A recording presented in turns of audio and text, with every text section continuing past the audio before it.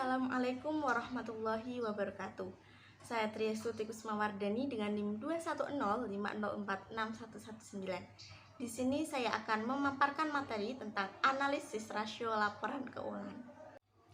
Analisis rasio keuangan merupakan suatu teknik analisis untuk mengetahui hubungan dari pos-pos dalam laporan posisi keuangan dan laporan laba rugi secara individu atau kombinasi antara kedua laporan tersebut.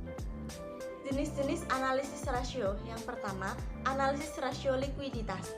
Rasio ini untuk mengetahui kemampuan perusahaan membiayai operasi dan memenuhi kewajiban keuangan pada saat ditagih.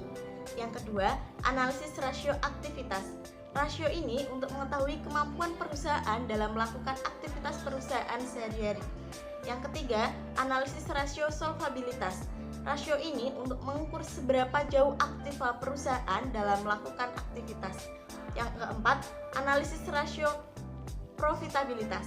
Rasio ini untuk mengetahui kemampuan perusahaan untuk memperoleh laba dari berbagai kebijakan dan keputusan yang telah diambil. Rasio likuiditas. Rasio likuiditas mengukur kemampuan perusahaan memenuhi kewajiban jangka pendek yang segera jatuh tempo. Di sini saya akan memaparkan dua macam rasio likuiditas. Yang pertama, current ratio, kemampuan perusahaan dalam memenuhi kewajiban jangka pendek dengan aset lancar yang dimiliki. Rumusnya, current ratio sama dengan aset lancar dibagi dengan utang lancar. Yang kedua, quick ratio. Rasio ini memberikan petunjuk yang lebih baik dalam melihat likuiditas perusahaan dibandingkan dengan rasio lancar, karena peniadaan perkiraan persediaan dari perhitungan rasio. Adanya peniadaan persediaan dikarenakan persediaan memerlukan jangka waktu yang lama untuk dikonversi menjadi kas. Rumusnya, quick ratio sama dengan aset lancar dikurangi persediaan dibagi dengan utang lancar. Rasio solvabilitas. Di sini saya akan memaparkan dua macam. Yang pertama, rasio total utang terhadap total aset, debt to total asset ratio. Debt to total asset ratio menunjukkan besarnya total utang terhadap total aktiva yang dimiliki oleh perusahaan. Rasio ini menunjukkan besarnya aset perusahaan yang ditandai oleh utang. Rumusnya, debt to total asset ratio sama dengan total utang dibagi dengan total aset. Semakin tinggi rasio ini menunjukkan semakin besar pula pendanaan. Kemungkinan tidak dapat memenuhi utangnya juga semakin besar. Rasio yang tinggi juga menunjukkan bahwa rendahnya aset perusahaan yang dibiayai oleh ekuitas modal sendiri. Yang kedua, rasio utang terhadap ekuitas, debt to equity ratio. Debt to equity ratio mengukur sampai seberapa besar jumlah modal sendiri yang dijaminkan atas utang, termasuk utang jangka pendek. Semakin besar rasio akan semakin menguntungkan perusahaan, sedangkan bagi pihak bank akan mengakibatkan semakin besar resiko yang ditanggungnya. Rumusnya, debt to equity ratio sama dengan total utang dibagi dengan ekuitas pemegang saham. Semakin rendah rasio ini, semakin tinggi pendanaan perusahaan yang disediakan oleh pemegang saham, dan semakin besar perlindungan bagi kreditur jika terjadi kerugian besar. Rasio profitabilitas. Rasio profitabilitas mengukur kemampuan perusahaan dalam menghasilkan laba, menunjukkan pengaruh kebijakan likuiditas, manajemen aktiva, aktivitas, manajemen utang, solvabilitas terhadap hasil operasional perusahaan. Di sini saya akan memaparkan dua macam rasio profitabilitas. Yang pertama, profitabilitas dalam kaitannya dengan penjualan, yakni ada GPM, Gross Profit Margin, mengukur laba kotor perusahaan dari aktivitas penjualan.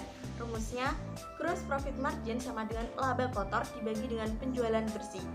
Selanjutnya, NPM, Net Profit Margin, digunakan untuk menunjukkan keuntungan neto atau laba bersih dari setiap penjualan. Semakin besar angka yang didapat menunjukkan kinerja yang semakin baik. Rumusnya, net profit margin sama dengan laba bersih setelah pajak dibagi dengan penjualan bersih. Yang kedua, profitabilitas dalam kaitannya dengan pengembalian investasi. ROA, Return on Asset, digunakan untuk mengukur kemampuan perusahaan dengan keseluruhan dana yang telah ditanamkan pada aktiva untuk operasi perusahaan dalam memperoleh keuntungan. Rasio ini juga menunjukkan produktivitas dari seluruh dana perusahaan. Rumusnya, Return on asset sama dengan laba bersih setelah pajak dibagi dengan total aset dikali 100%. Selanjutnya, ROE, Return on Equity, digunakan untuk mengukur tingkat efisiensi modal sendiri, ekuitas, dan menunjukkan laba bersih yang dapat diperoleh dari modal pemilik, ekuitas. Semakin tinggi rasio ini, semakin memperkuat posisi modal pemilik perusahaan. Rumusnya, Return on Equity sama dengan laba bersih setelah pajak dibagi dengan ekuitas pemegang saham dikali 100%. Rasio aktivitas. Rasio aktivitas melihat seberapa efektif dan efisien perusahaan memanfaatkan aktiva yang dimilikinya. Rasio ini berfokus pada perputaran aktiva yang digunakan untuk menghasilkan pendapatan. Semakin cepat perputaran, maka semakin tinggi penjualan. Secara alami, perputaran berbanding terbalik dengan profitabilitas. Perusahaan yang memiliki perputaran tinggi cenderung memiliki profit margin yang rendah. Di sini saya akan memaparkan 5 macam rasio aktivitas. Yang pertama, perputaran piutang. Receivable turnover merupakan rasio yang digunakan untuk mengukur berapa lama penagihan piutang yang kemudian menjadi kas dalam satu periode. Semakin tinggi rasio, menunjukkan bahwa modal kerja yang ditanamkan dalam piutang semakin rendah dibandingkan dengan rasio tahun sebelumnya, dan tentunya kondisi ini bagi perusahaan semakin baik. Sebaliknya, jika rasio semakin rendah, ada overinvestment dalam piutang. Hal yang jelas adalah rasio perputaran piutang memberikan pemahaman tentang kualitas piutang dan kesuksesan penagihan piutang. Rumusnya, perputaran piutang sama dengan penjualan dibagi dengan rata-rata piutang. Yang kedua, perputaran aktiva tetap, fixed asset turnover, merupakan rasio yang digunakan untuk mengukur berapa kali dana yang ditanamkan dalam aktiva satu periode. Rumusnya, perputaran aktiva tetap sama dengan penjualan bersih dibagi dengan aktiva tetap. Yang ketiga, perputaran total aktiva, total asset turnover, merupakan rasio yang digunakan untuk mengukur perputaran semua aktiva yang dimiliki perusahaan dan mengukur jumlah penjualan yang diperoleh dari tiap rupiah aktiva. Rumusnya, perputaran total aktiva sama dengan penjualan bersih dibagi dengan total aktiva.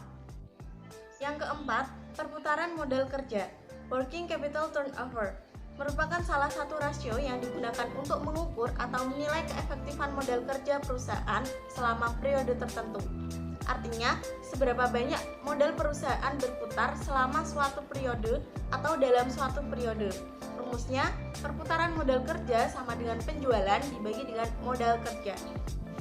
Yang kelima, perputaran persediaan, inventory turnover, merupakan rasio yang digunakan untuk mengukur efisiensi dan pengolahan persediaan barang dagang yang memperlihatkan seberapa baiknya manajemen mengontrol modal yang ada pada persediaan.